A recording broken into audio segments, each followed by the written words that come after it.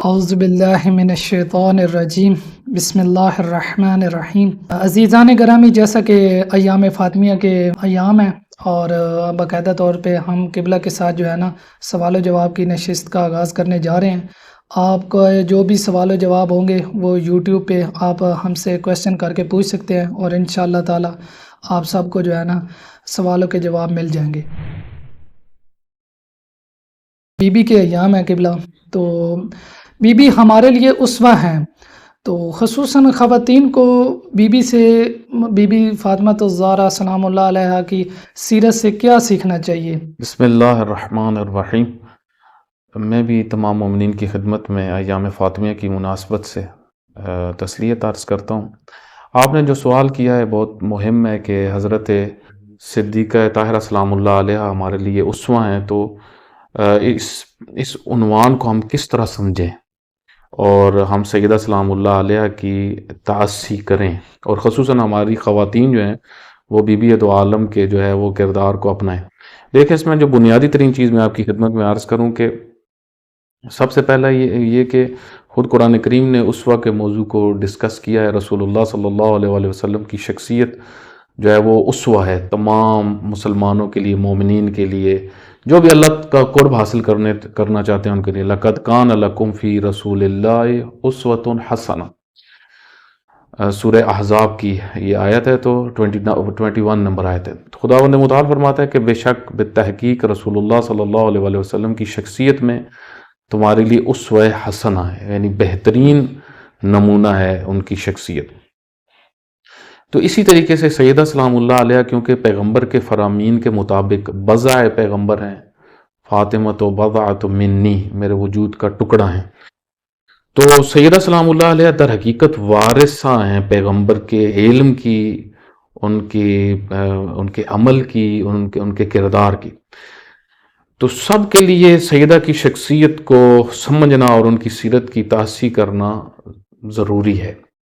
جس طریقے سے ائمہ ہدیٰ علیہ السلام نے بھی اس مطلب کو بیان کیا ہے، اور خصوصاً امام زمانہ علیہ السلام سے یہ روایت منقول ہے کہ امام فرماتے ہیں میری جدہ میرے لیے اسوہ ہیں۔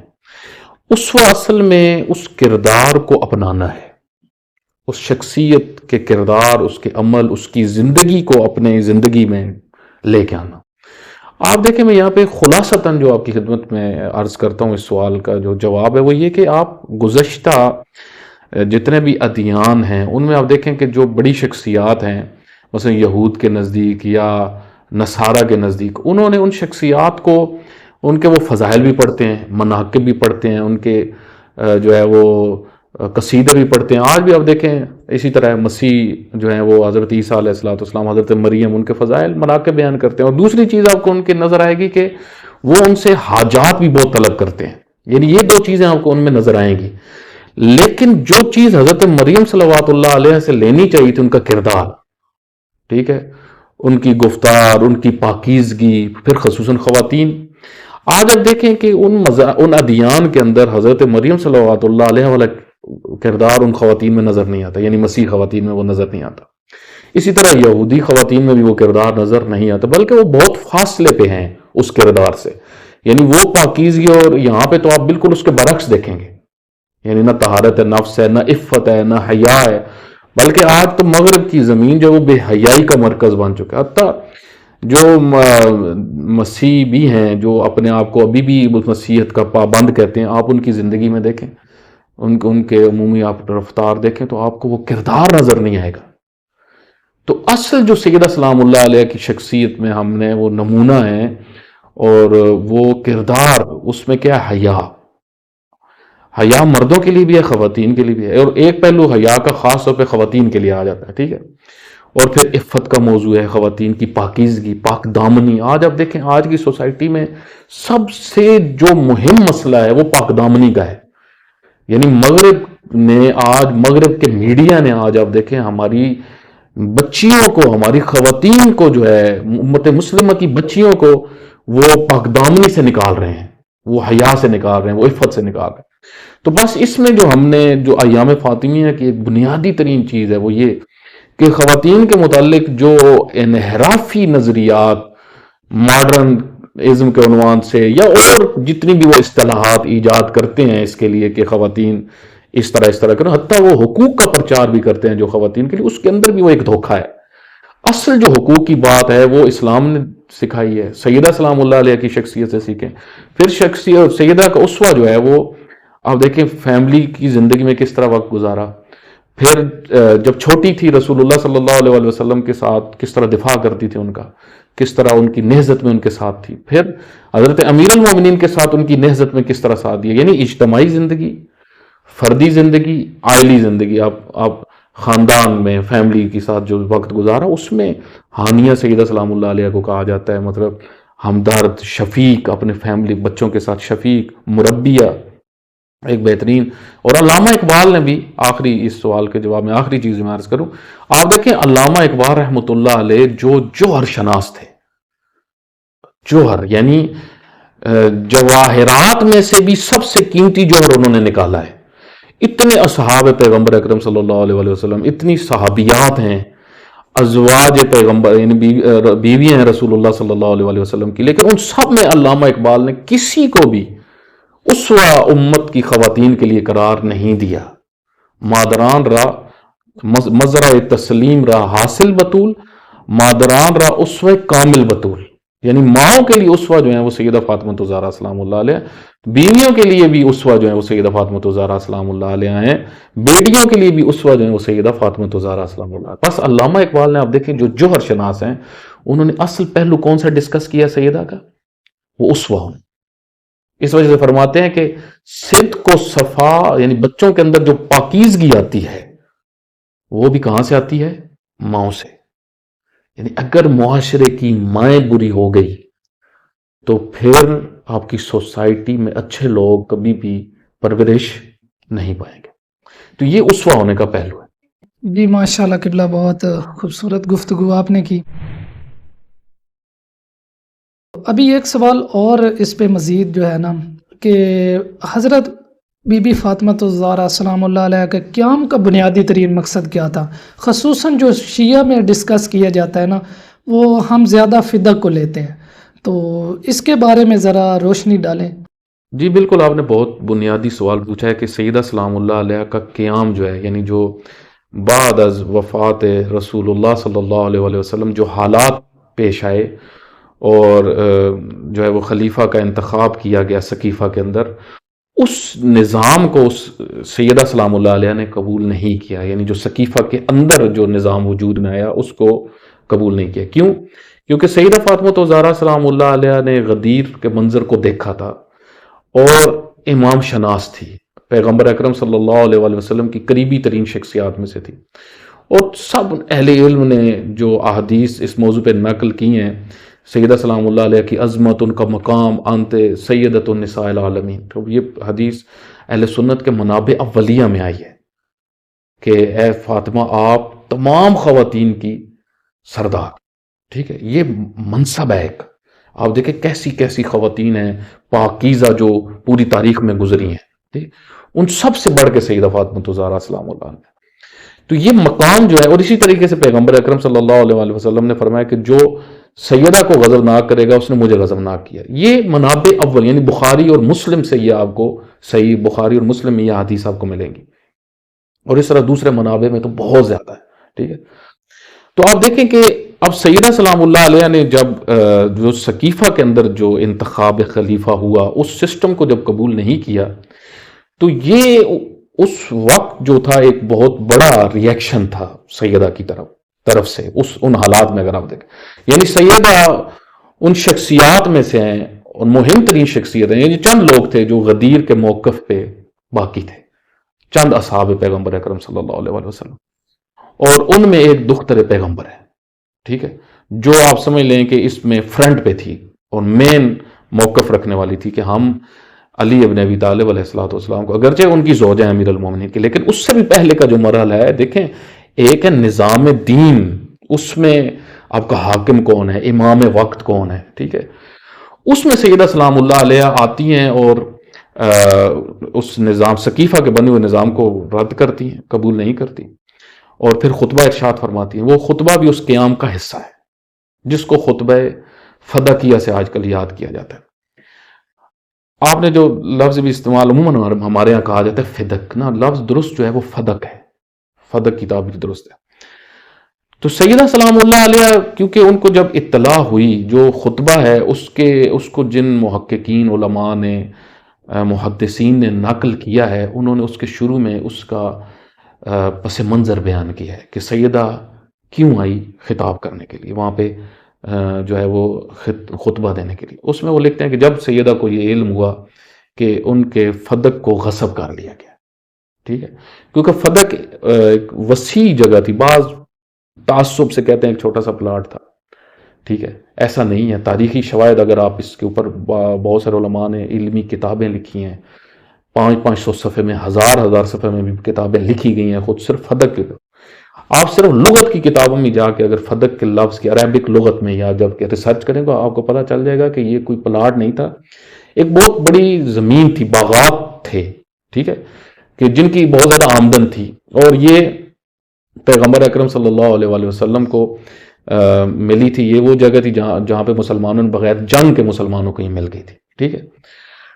تو یہ پیغمبر گرامی صلی اللہ علیہ وآلہ وسلم نے سیدہ کو ہبہ کیا تھا، ٹھیک ہے، اللہ تعالیٰ کے حکم سے یہ ہوا تھا. اس کے اوپر شیعہ دلائل رکھتے ہیں، بہت ساری آیات بھی اس کے تناظر میں بیان کرتے ہیں خود فدق کے موضوع میں. یہ قرآنی موضوع ہے فدق کا، یعنی اصل اس کی بنیاد قرآنی ہے. جس طرح امامت کی بنیاد قرآنی ہے، اسی طرح فدق کی بنیاد بھی قرآن. لیکن اس چیز کی طرف توجہ رکھیں کہ سیدہ سلام اللہ علیہ نے جو پورا خطبہ ارشاد فرمایا ہے، اس کے تناظر میں ہم اگر دیکھیں تو یہ پتہ چلتا ہے کہ سیدہ سلام اللہ علیہ نے فدق کو ایک، آپ سمجھ لیں، ایک عنوان رکھ کے گئی. بعض علماء نے، اہل تحقیق نے کہا ایک بہانہ، یعنی ایک عنوان تھا. اصل کیا تھا کہ امامت حضرت علی علیہ السلام کی، یہ وہ اصل تھا. اس وجہ سے اگر کوئی یہ کہے کہ سیدہ سلام اللہ علیہ کا قیام محدود ہے صرف فدق تک، تو یہ میرے خیال میں یہ اس خطبے کو پڑھ کے ہم اس نتیجے پہ پہنچیں گے کہ یہ یعنی سیدہ کی شخصیت کے ساتھ انصاف نہیں. مثلا آج آپ دیکھیں کہ بہت ساری کتابیں جو سیدہ کی خطبے کے اوپر تشریحات، شروحات، تفاسیر لکھی گئی ہیں، خصوصاً پچھلے 15 سال میں، 20 سال میں سیدہ کے خطبے کے اوپر بہت کام ہوا ہے. ایران میں بہت کام ہوا ہے، سب نے کیا، عربوں نے بھی کیا ہے، عراقیوں نے کیا ہے، لبنانیوں نے بھی کیا ہے، لیکن ایرانیوں نے بہت زیادہ اس کو. مثلا یہ میرے سامنے شروعات لکھی ہیں، بعض محققین ہیں، انہوں نے سیدہ کے خطبے کے اوپر، یہ علی رضا اللہ یاری ہیں، انہوں نے سیدہ کے خطبے کے اوپر ایک جو جملہ ہے اس میں آیت نکالی ہے. یعنی سیدہ کا ہر جملہ در حقیقت آیت کے تناظر میں ہے. یہ بہت علمی کام ہے، ٹھیک ہے. اسی طریقے سے مثلا یہ میرے پاس ایک اور کتاب رکھی ہوئی ہے، اور یہ آپ سمجھ لیں اسپیشلائزیشن کا کام ہے. یعنی یہ وہ علماء ہیں کہ جنہوں نے خاص طور پہ سیدہ کے خطبے کے اوپر کام کیا. اس میں محمد تقی خلجی ہیں، انہوں نے بھی سیدہ سلام اللہ علیہ کے دونوں خطبوں کی تفسیر کی اور بہت خوبصورت تفسیر کی.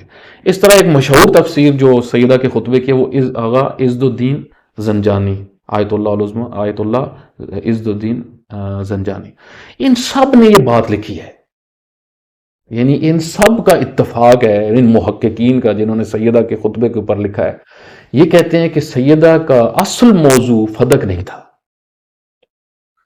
اور یہ ان کو بھی، جن کے سامنے سیدہ گئی تھی، ان کو بھی یہ پتا تھا کہ اصل موضوع یہ نہیں ہے، اصل موضوع فدق ہے، اور وہ خطبے سے پتا چل رہا ہے.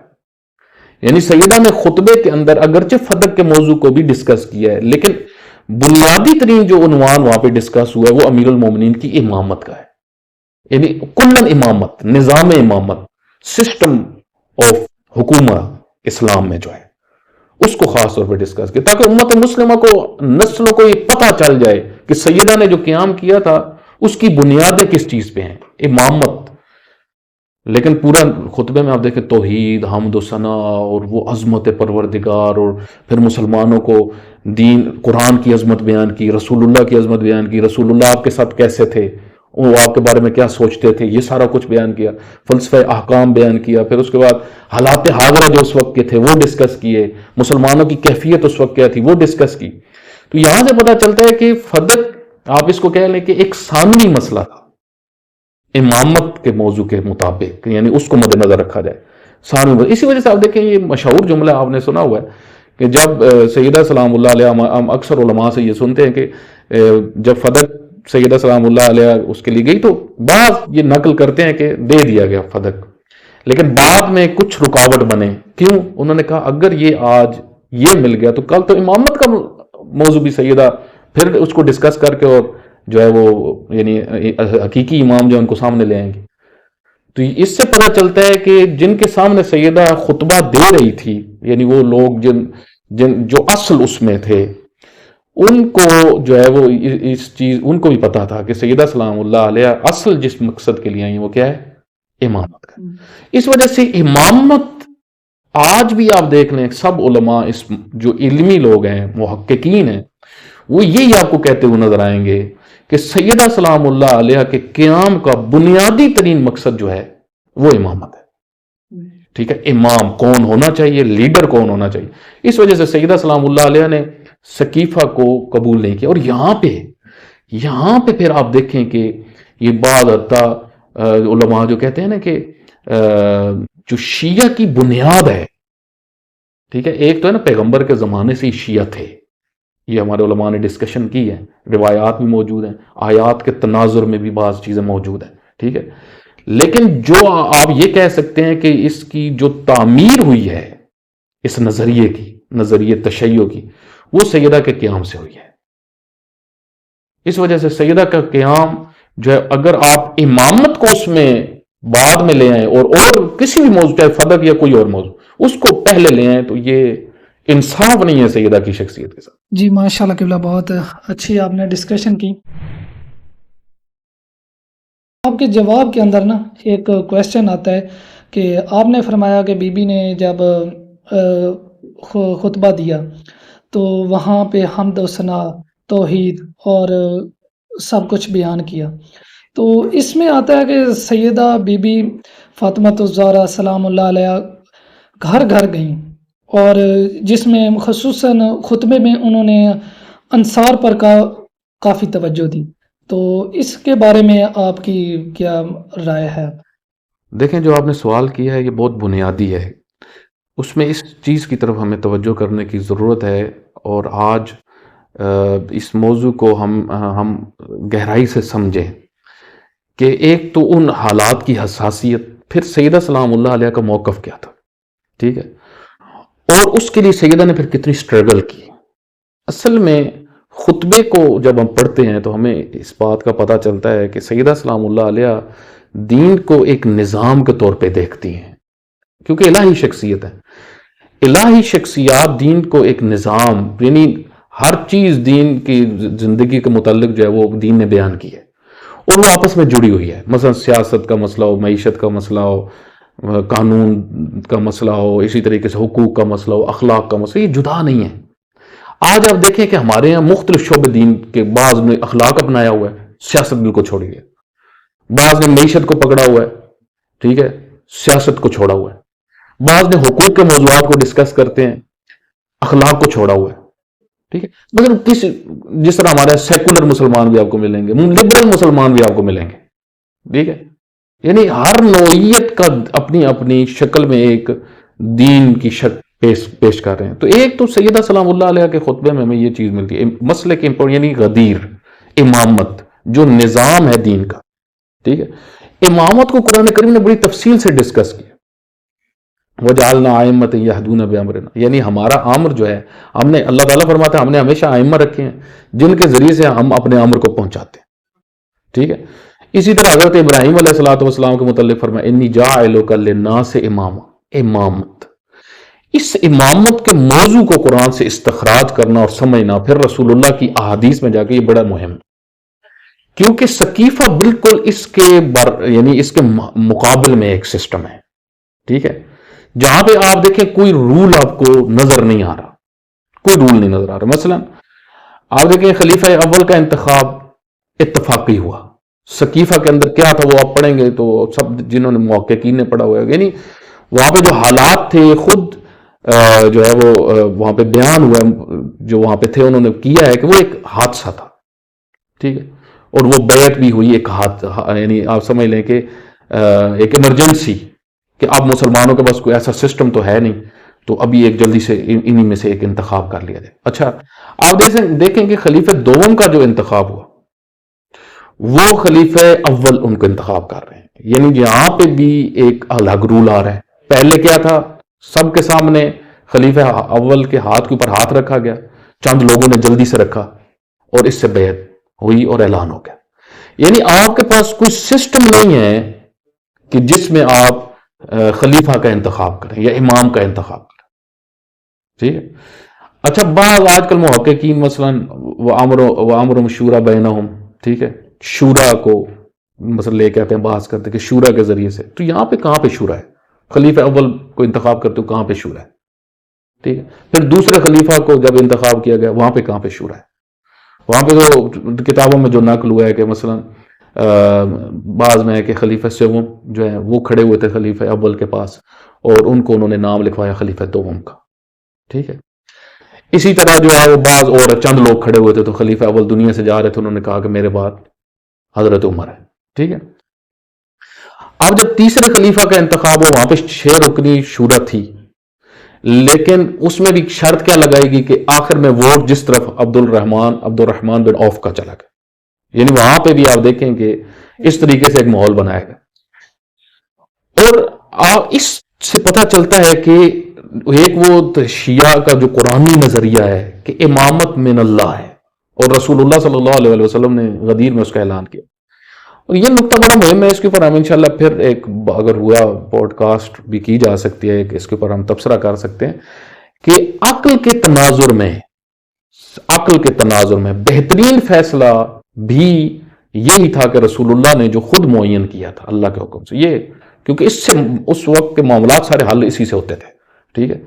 توجہ کریں کہ اب سیدہ سلام اللہ علیہ جب دیکھتی ہیں کہ غدیر جو پورا ایک نظام تھا اس میں دیا گیا امامت کا، حکومت کا، اور ایک بہت بڑا واقعہ ہے غدیر جس کو آپ دیکھیں اتنی چھپانے کی کوشش کی گئی لیکن چھپ نہیں سکا. اور پھر آپ دیکھیں کہ اتنی حساسیت ہے کہ من کن تو مولا کا معنی اگر کوئی حاکم سردار کر دے، آقا کر دے، تو اس کو اپنے مذہب سے لوگ نکال دیتے. ٹھیک ہے. کہتے ہیں کہ یہ شیعہ ہو گیا. اتنی حساسیت بعض نے رکھی ہوئی ہے. تو اب سیدہ سلام اللہ علیہ جب ان حالات میں وہ اس مسئلے کو اتنی حساسیت سے دیکھ رہی تھی تو سیدہ سلام اللہ علیہ نے اپنی طرف سے پوری کوشش کی، مسلمانوں کو سامنے خطبہ دیا تاکہ وہ سمجھ جائیں، متوجہ ہوں. پھر گھروں میں بھی گئی تاکہ لوگ توجہ کریں. لیکن دکھ کی بات یہ ہے کہ ایسا ماحول بنا دیا گیا تھا کہ سیدہ سلام اللہ علیہ جس طرف متوجہ کرنا چاہ رہی تھی امت مسلمہ، اور خصوصاً پھر انصار کو بھی جو آپ نے کہا کہ خطبے میں خاص طور پہ خطاب کیا، تو ان ساری چیزوں کے باوجود وہ مطلوبہ نتائج جو ہیں وہ نہیں ملے. اور پھر سیدہ سلام اللہ علیہ نے اپنے احتجاج کو جاری رکھا، گریہ کرتی رہی، قبر حضرت حمزہ پہ جاتی تھی گریہ کرتی تھی، اسی طرح جو ہے وہ گھر میں بیٹھی رہتی تھی گریہ. اس گریہ کے اندر ایک احتجاج تھا اور وہ یہی تھا کہ امت نے غدیر کو بلا دیا. تو در حقیقت سیدہ سلام اللہ علیہ کہ اب کیوں نہیں امت متوجہ ہوئی، اس کی وجوہات، کیوں حضرت علی علیہ الصلوۃ والسلام کی شخصیت کی پیروی کے لیے تیار نہیں تھے، یہ انشاءاللہ پھر کسی موقع پہ اس کو تفصیل سے ہم ڈسکس کریں. آپ نے امامت کا کہا ہے، تو امامت کا ہماری زندگی سے کیا تعلق ہے؟ جو اوورآل ابھی ہم اپنے معاشرے میں دیکھ رہے ہیں، اوورآل ہمیں تو معاشرے میں کوئی امامت کا رول نظر بھی نہیں آ رہا، خصوصاً جوان نسل جو ہے اور سب میں. تو امامت کو کیوں نہیں ہم رول ماڈل بنا رہے؟ جی آپ نے جو یہ سوال کیا یہ بہت مہم ہے، اور اس کا مختصر جو ہے وہ جواب یہ کہ آج یعنی جو امامت سیدہ سلام اللہ علیہ نے جس کے لیے قیام کیا، اور ہم کہتے ہیں شیعہ کے اندر یہ معروف ہے جملہ کہ سیدہ شہیدہ امامت ہے، یعنی پہلی شخصیت جو اس راہ میں قربان ہوئی ہے. تو یہ مسئلہ بہت اس کا مطلب ہے اہمیت کا عامل ہے. اس کا ہماری زندگیوں سے کیا تعلق ہے یہ بہت مہم ہے. ٹھیک ہے. کیونکہ امامت کوئی افسانہ نہیں ہے، کوئی سٹوری بھی نہیں ہے، کوئی تاریخی واقعہ بھی نہیں ہے. جس طرح قرآن کے واقعات ہیں نا تو وہ کوئی سٹوری نہیں ہے، وہ ہدایت کا پہلو ہے. امامت اصل میں ایک اللہ تعالیٰ کا دیا ہوا نظام ہے جو قیامت تک رہنا ہے. ٹھیک ہے. اس کو ہم نے فالو کرنا ہے، یعنی اس سائے میں ہم نے زندگی گزارنی ہے. اس کے برعکس اس کے علاوہ کوئی بھی نظام ہو، چاہے کسی بھی شکل میں، بادشاہت کی شکل میں ہو، جمہوریت کی شکل میں ہو، جو دنیا پیش کر رہی ہے، ٹھیک ہے، پولیٹکس کے مختلف نظام ہیں، ایک دیکھیں ایک اسلامک پولیٹیشین کیا ہے، پھر اسلام کے اندر پولیٹکس کا نظام کیا ہے، یہ موضوع بنیادی ترین موضوعات ہیں، اس میں امامت کا چیپٹر سب سے پہلے آتا ہے۔ آپ دیکھیں کہ آج ہم یہ دیکھیں کہ ہم آیا اس امامت کو فالو کر رہے ہیں، سائے میں ہیں، یا جمہوریت کے یا بادشاہت کے یا کسی اور نظام کے۔ امامت کی پیروی یہ ہے کہ ہماری جو کیونکہ امامت کے اندر مہم جو چیز ہے وہ اطاعت ہے، یعنی آپ کا ایک لیڈر ہوگا جو اللہ تعالیٰ کی طرف سے منتخب ہے، ٹھیک ہے، اللہ تعالیٰ کے سسٹم کے اندر وہ انتخاب ہوتا ہے، یہ بہت مہم ہے۔ جن میں آپ کو اس کی ایک مثال دیتا ہوں، آپ دیکھیں جب کوئی نکاح کرتا ہے، ٹھیک ہے، تو شرعی نکاح کا مطلب کیا ہوتا ہے کہ یہ نکاح شرعی ہوا، یہ نکاح شرعی نہیں ہوا۔ شرعی نکاح کا مطلب یہ ہوتا ہے کہ جو قانون اسلام نے دیے ہیں یہ نکاح اس کے مطابق ہوا، یعنی صیغہ نکاح ہے، لڑکا لڑکی راضی ہیں، ٹھیک ہے، یعنی جب ان شرعی تقاضوں کے مطابق نکاح ہوگا تو وہ نکاح کیا ہوگا؟ شرعی۔ لیکن جب شرعی تقاضوں کے مطابق نکاح نہیں ہوگا تو وہ کیا ہو جائے گا؟ غیر شرعی۔ جس طرح ولی کی اجازت بھی بعض صورتوں میں مسٹ ہو جاتی ہے، لڑکی کے لیے ولی اس کا اجازت دے، ٹھیک ہے۔ تو یہ شرائط اسی طرح حکومت کی شرائط ہے اسلام میں، یعنی حاکم اسلامی بننے کے لیے آپ کو ان قوانین کے اندر سے ہی انتخاب کرنا ہوگا۔ انتخاب یعنی در حقیقت وہ ہو گیا اللہ تعالیٰ کی طرف سے، وہ اللہ تعالیٰ کی طرف سے ہو گیا، یعنی جو ہی وہ شرائط ایک شخص میں آتی جائیں گی سوسائٹی کے اندر، وہ کیا آپ کا لیڈر ہے۔ لازم بات ہے، اب ایک دفعہ یہ ہے کہ رسول اللہ صلی اللہ علیہ وسلم اللہ کے نام سے انتخاب کرتے ہیں، پھر حضرت علی علیہ السلام اللہ کے حکم سے بتاتے ہیں امام مجتبیٰ علیہ السلام کا، اس طرح امام مہدی علیہ السلام تک۔ امام مہدی علیہ السلام کے زمانے غیبت میں فقہا میں سے پھر جہاں پہ حکومت بن جائے گی تو لازم بات ہے وہاں پہ ایک خاص طریقہ کار کے مطابق ایک شخصیت کا چناؤ ہوگا، لیکن سسٹم وہی رہے گا جو غدیر میں پیش ہوا ہے، ان اصولوں سے آپ ہٹ نہیں سکتے۔ یہ در حقیقت ہم نے دیکھنا، ہم کہاں کھڑے ہیں، آیا اسی سسٹم کو ہم سمجھتے ہیں اور فالو کر رہے ہیں یا نہیں؟ ہم تو برعکس ہیں اس کے۔ آپ دیکھ لیں ہماری سوسائٹی میں جو ایک بڑی تعداد جوانوں کی ہے، وہ کبھی آپ دیکھیں جمہوریت کا نظام ہم اس کو فیورٹ سمجھتے ہیں، اس طرح اور دوسرے نظام ان کو ہم فیورٹ سمجھتے ہیں، امامت کی طرف تو ہم آ ہی نہیں رہے۔ تو اصل میں سیدہ سلام اللہ علیہ کا جو در تھا اس کو ہمیں احساس کرنے کی ضرورت ہے۔